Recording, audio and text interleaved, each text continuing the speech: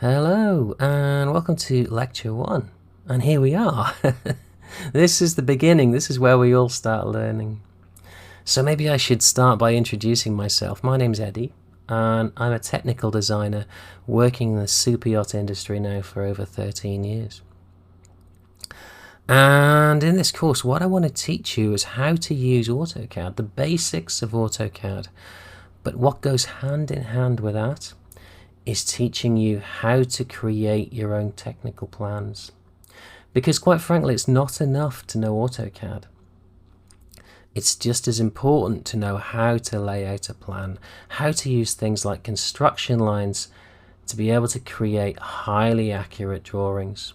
The kind of drawings that you can have confidence to go ahead and present to a client or roll out on a boardroom table.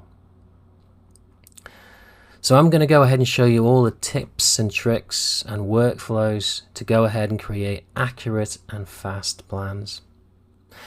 And I'm very much an advocate of project-based learning. I don't really believe in laying out chapter after chapter after chapter, describing and showing you every function and every command within AutoCAD.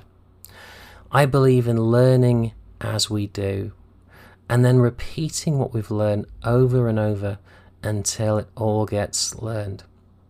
And what we're going to do is learn over 3 different projects. We're going to start off with a bracket, a very simple bracket, an L-shaped bracket with some holes and some countersinks on it. So we're going to go ahead and draw that. And as we do that, we're going to learn the basic commands.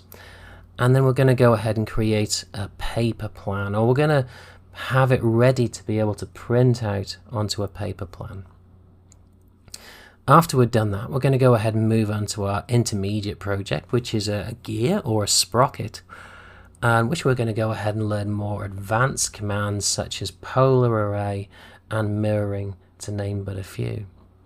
And again, we're going to go ahead and lay out a paper version of the plan, or ready to print out, in which we'll show lots of annotations and dimensions and things like title bars and headings to go underneath your elevations. And then finally, we're going to go ahead and create our most advanced project, which is going to be a desk.